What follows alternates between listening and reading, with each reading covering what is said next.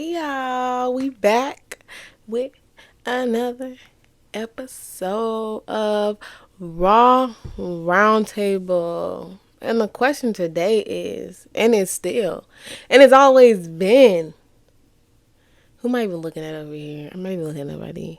Anyways, are you ready and willing?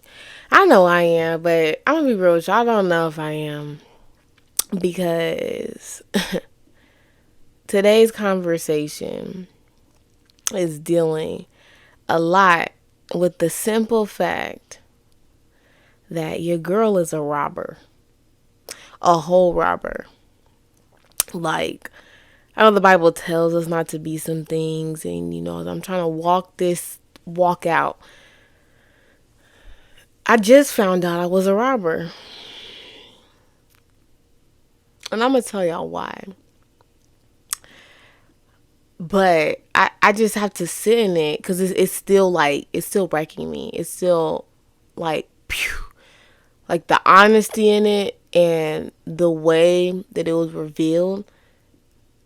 I I can't deny the fact that I'm something that I'm not supposed to be. And what I mean by I'm a robber, because I haven't went and robbed a bank. I think I stole from the store one time in my life, maybe twice. I don't know. I used to try to be bad. Didn't really work. But anyways, I've never did those things. I've never robbed a bank, but I have robbed people of things that they are entitled to. And all of this came about. Me and my little sister Monique, we were doing Bible study. We were reading Philippians. And we started in chapter 1. Paul is talking to the Philippians. And it was towards the end. Let me get my Bible first so I could tell you. Before we get into the explaining of it and the reality of it. Let me just go ahead and take y'all to where God shone his light on me to tell me what I really am. And so it was Philippians 1 verse 25. It says, knowing this, I am convinced that I will remain alive so I can continue to help all of you grow and experience the joy of your faith. For context, Paul, like I said, is talking to the Philippians. And before this, he's talking about deciding whether to live or to die. He recognizes that both has its benefit. But to live means that he can do more fruitful work for Christ. But to die means he's going to be with Christ. So he says that dying is better, but at the end of the day, he's like, but I'm going to live for the sake of y'all. I'm going to live for the sake of y'all. So let's get this thing going since I'm choosing this, even though dying will be better. Let's just get on with it.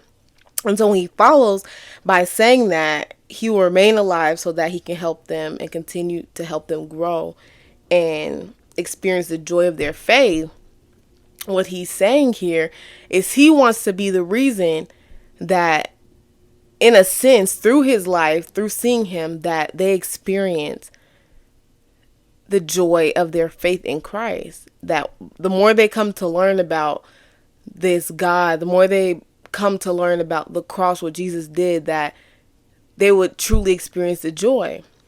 And so, y'all might be a little confused, but I found myself in total contradiction to what Paul's efforts were, what his goal was, to experience the joy of their faith.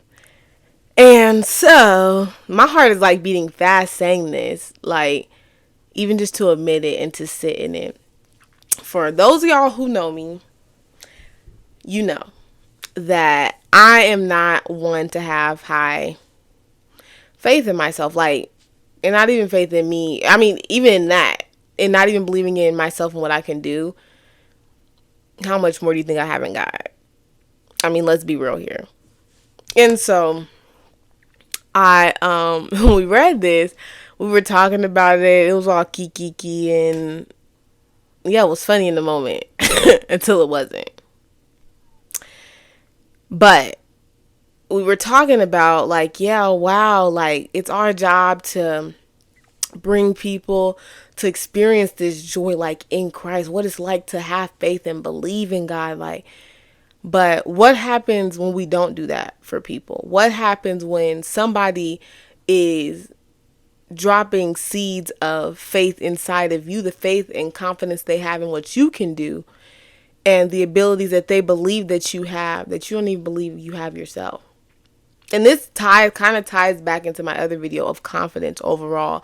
But I just thought it was funny. Like, it would be better to come with a full on disclosure notice that I've been a robber and I need deliverance from this robberance. I don't even think that's a word.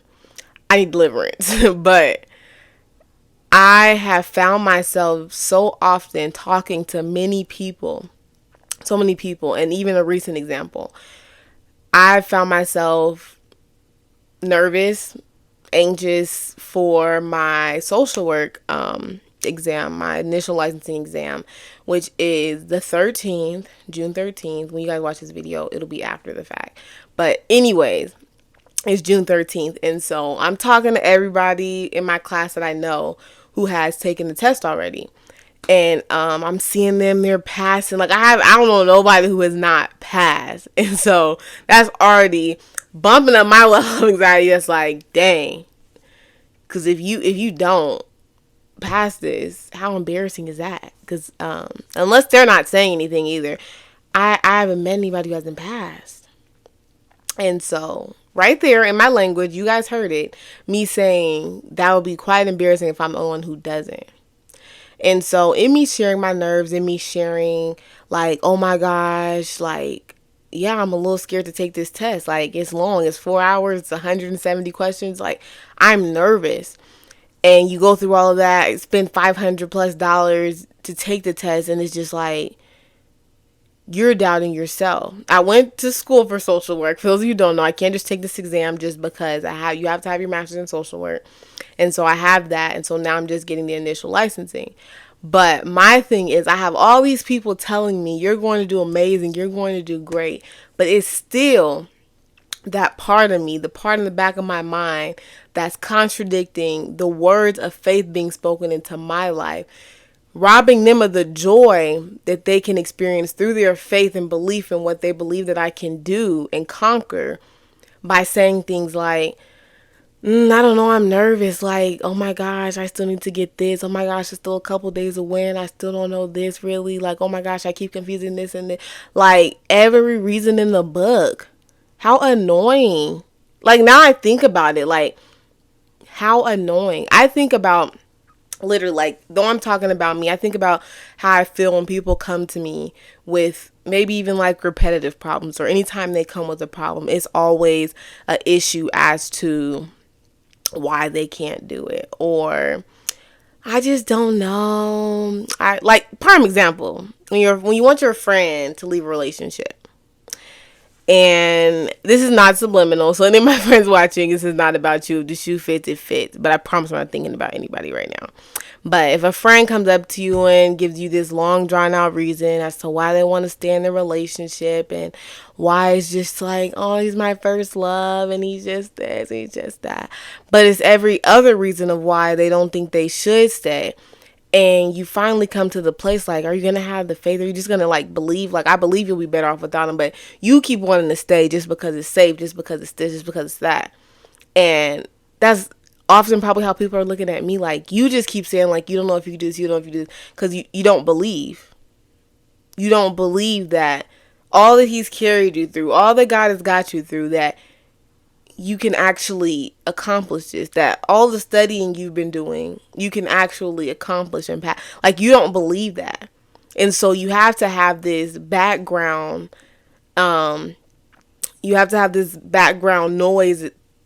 like a tape playing in your head saying like, I don't know if I can do this, I don't know if I can do this. Because what if you don't? What if you have so much faith? Or what if you believe so much that it doesn't happen? And it's like, okay, dang, my expectations were let down. But when you expect it, it's like, see, I told you, I knew. But at the end of the day, we shouldn't live our lives from a place of where we have control, or where we won't look humiliated. At the end of the day, God knows the plans he has for me. He knows the plans that he has for me, to prosper me, to give me an expected end. So the fact that I rob people of experiencing the joy of what it's like to believe for a brother and sister, like, Kiana, what are you doing? What are you doing? And I thought to come on here and share this humbly, because I don't even think a lot of people, I'm not saying that God just gave me this like revelation.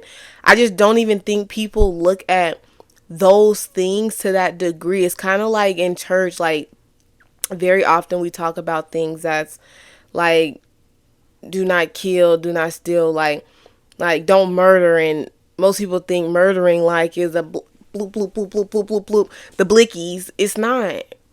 Murdering can literally be done with a mouth, and that's it. You can kill somebody off with just your words. Like, literally, the power of life and death is in the tongue. Probably one of the smallest body parts that we have. And so, because of that, we got to think of the things that we read, like, in a broader aspect. Like, I'm telling you, I was just on the phone with my little sister before recording this, and I was telling her, I was like, dang, that's really still hitting me. Like, anytime I even think to doubt, I'm like, I'm robbing this person of believing in me. Like, I got people, what's so funny is I have people praying for me, people that I don't even know, like, that I don't have a relationship with, that have heard about me having to take a test and do those things. Like, they've heard about it, like, literally eager to know the results, who literally believe that God is going to give me everything that I need to pass that test. And so, how embarrassing is it, or like, how weird is it for you to have so much faith in somebody and they just keep knocking it? They keep knocking it. They keep knocking what you want to believe God for. Like, and until I begin to believe, people won't even want to believe for me. Dang. Until I believe, nobody will ever even want to believe for me. Why should they want to believe for me? I can't even have mustard seed faith. So why the heck would somebody want to believe for me? I wouldn't want to believe for me. And so I get we have fear. Like, this is the reality of it. There are things that are going to scare us, trouble us. But if we claim to be serving the God who didn't give us the spirit of fear, who didn't give us feelings of anxiety, depression, like, he didn't give us these things. These things came upon us by way of sin, in our fleshly nature. Like, these things came because of that. But because he didn't give it, when we're now in him, like, as I talked about in my last video, as we're now in him, these things no longer have to exist. And it's not that they don't exist, that it doesn't still rise up, but we now have a word, the word, to contradict it with. Like, I literally just read that. Now that I have that implanted in my mind, I can no longer go about life still doing the same thing. Because it won't make sense. It won't make sense to continue to do the same thing over and over and over and over and over again. To continue to say, I can't, I don't know if I can, I don't know, maybe it's possible, maybe, I don't know, I'm just going to have it up in the air. It's like, I've recognized something. It's time for me, and something that God has even revealed to me, like in walking in boldness and all these things, which I'll probably talk about later in the channel. In all these things, like, the level he wants to take me is going to require me to just be committed to believing that he's going to do what he says he's going to do. It's going to require me to have faith. Like, if I don't believe in what he's placed inside of me, he doesn't even have a reason. He doesn't even have reason to be dealing with me, really. Because, I mean, without faith, it is literally impossible to please God. So, in essence, I'm living my life not pleasing God. No matter what my works are, no matter what I've done, accomplished, like, it matters about the right now moment. Am I believing God for something now? Am I believing him for something that's attainable only by my means? Or am I believing him for something that may not have nothing to do with me, but that he can drastically change the results of if I just choose to believe? Like, a lot of the healings that take place in the word happens through belief. Like, God asking, like, do you want to be healed? Like, is this what you want? Like, do you believe that I can do this right now? And through the people's faith, it was through people's faith that they were healed. The one with the issue of blood, it was her faith that healed her. And if I can't believe, and if I'm robbing people of the opportunity to believe for me, I may as well be Saul out here persecuting and killing Christians. Because to rob someone of their faith is what I just said, is to rob them of the opportunity to please God. And how many people do you have in your life? This is a real question. And I'm even speaking to even people who have me in their life. I'm not saying cut me off. Don't do too much. Please don't do too much. But how many people do you have in your life robbing you of the joy of your faith? Have you ever wanted to believe God for something so bad? Like, dang God, if you do this for my friend, if you do this for my sister, if you do this for my mom, if you do this for them, like, God, I will know that you're real.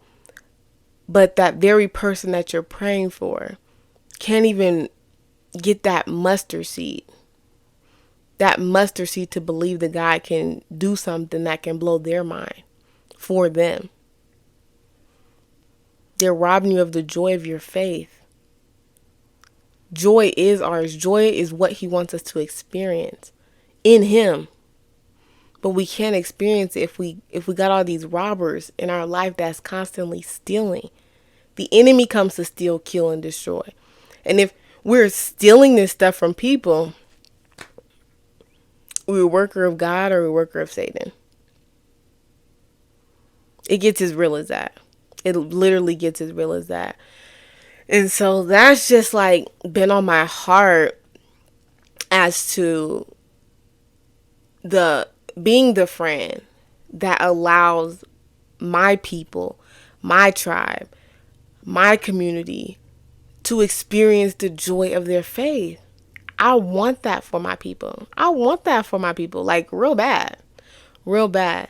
But not only that, not only do I want that for them, but I'm sure in a sense they want that for me. So my prayer is not just that I be corrected in that, but I do want me to be corrected in that. Like, I want to be delivered from the robbery of joy. Like, I want to be delivered from that. I don't want to be the Debbie Downer. I don't. I want to be the person that propels that person to believe more. And not only that, but I also want my friends to believe in what God wants to do through them. But like, I want my faith to be an encouragement to what God can do for other people. And as my faith encourages, that makes more disciples. That makes more people willing to be vessels for God to use them because they believe in his power.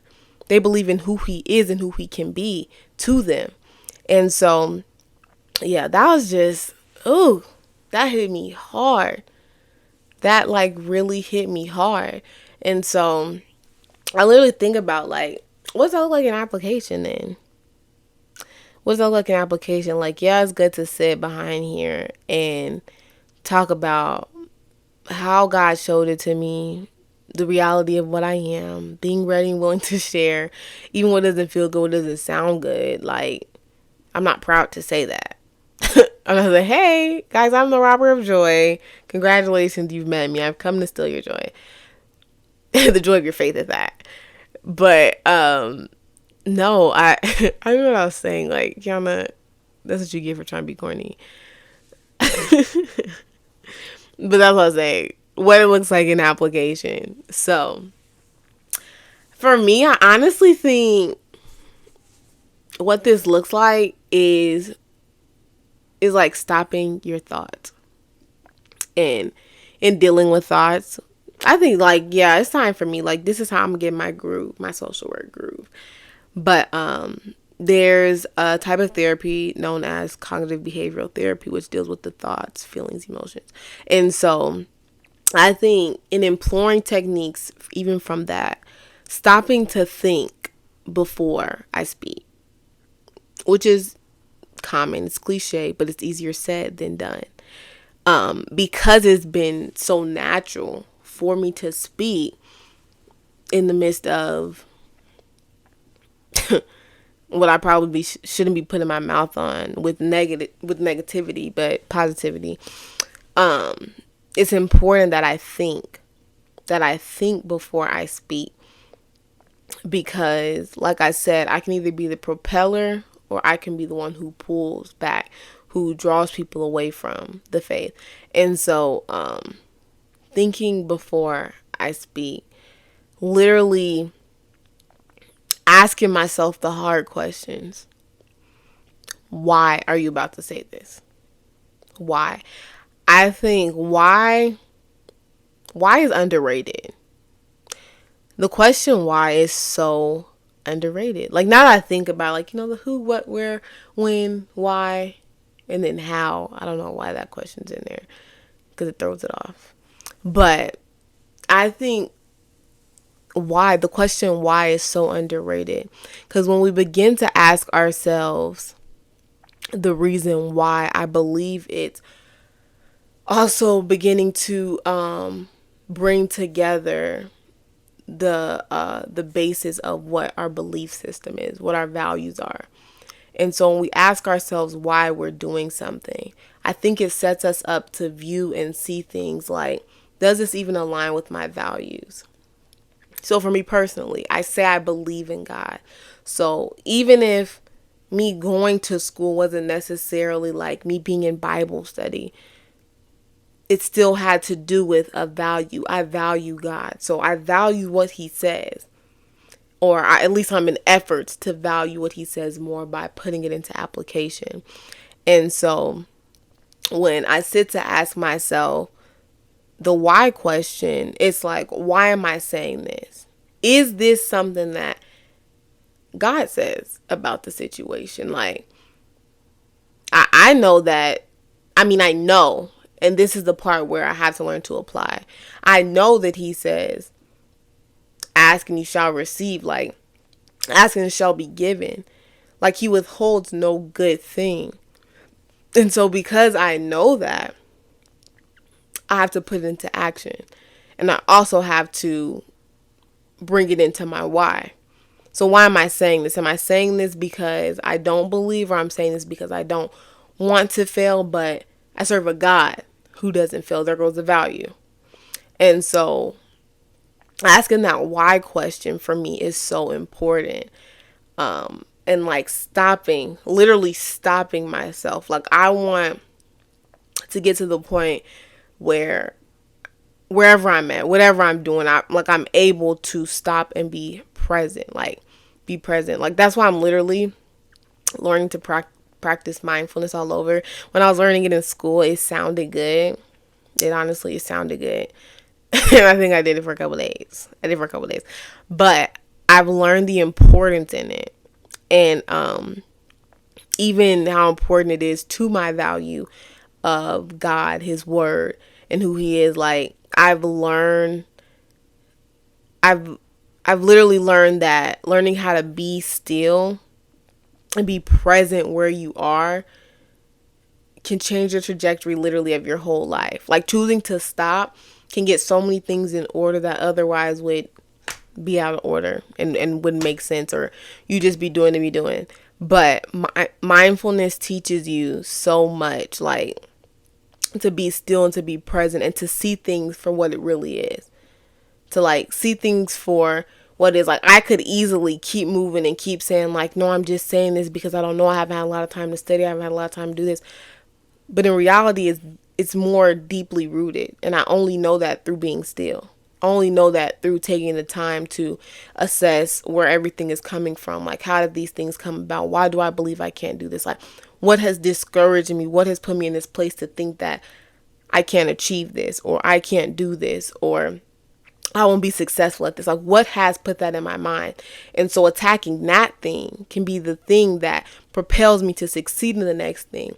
But if all I'm thinking about and all I have my mind on is the last time I failed or the last time I wasn't able to accomplish something, then all I'm doing is bringing that with me. All I'm doing is saying that because it happened this time, it's going to happen again. It's going to happen again. But that's not what I want to believe. I want to believe that each time is going to get better. I didn't do good this time, but next time is going to be better. I want to believe that though this time didn't work, this way will work. Like, I want to be in evolution. I don't want to be in a state of regression and going backwards, but I want to continue to go forward. And so, yeah, and so application of that mindfulness, sitting with myself, asking myself, why are you thinking this? Why are you about to say this? Why was that the first thing that came to your mind? And I mean, so far, with that being a few days ago revelation, like, I've been able to pinpoint, like, you just have a lack of belief in yourself, and most importantly, have a lack of belief in God. And so it's like, do you want to believe God more? Okay, then change your statement. Just like me checking myself. It sucks. Like, dang, why you gotta check yourself like that? But you gotta do it. You gotta do it when you're committed to being better. When you're committed to not staying the same. You have to do it. Like, you literally have to check yourself. If I count the number of times I've put myself in check just this year alone, it's like, it's ridiculous. But it's also like a place of growth for me. Because like I said, I've done some things for so long, even this overarching topic of robbing people of the joy of their faith. Like, I've done things for so long that it's become habitual. So to finally be in the place where I'm able to sit myself down, where I'm able to say, Kiana, are you doing this because what you've always done? Or is it something else to it? Is it something else to it? And so I think those are like good application tools. But like, I could not believe myself, y'all. I couldn't. Like, I'm so grateful. Like, I'm not even kidding you. Like, it makes me so much more grateful for the grace and mercy of God. Like, because when you recognize that, it's not even always about like the typical saints. Like, it's not even about the smoking. It's not even about the drinking. Like, yeah, those things have everything to do with everything. And but you start to recognize, like, literally when you look at Christ so intently, like when you're committed, I said this to my little sister too when we were talking, when you're so committed to looking to Christ, to allowing him to be your mirror, he will show you you. That's why here we're committed to like letting his light shine, because I want to see me. Like, as much as I don't, I want to see me, because I want to be more like him. And if I don't even know my error, if I don't know where I'm wrong or where I'm not holy enough, where I'm not righteous enough, how can I ever reflect him? How can I ever be the proper light and the salt that he wants me to be? How can I add the proper flavoring to that which he gives me if I'm not willing to even stand up and look in the mirror to have myself corrected? Kiana is nobody. She's nobody without Christ. I'm not afraid to say that and admit that I'm nobody. I'm a nobody without him. And so that's why there's so much commitment to being ready and willing to share that which he reveals to me. Because it's never been about me. It's never been about me. I'll probably reiterate that every single video. It's never been about me. So why do I continue to make it about me? You know what I'm saying? So, yeah, that's that. I got a lot of work to do.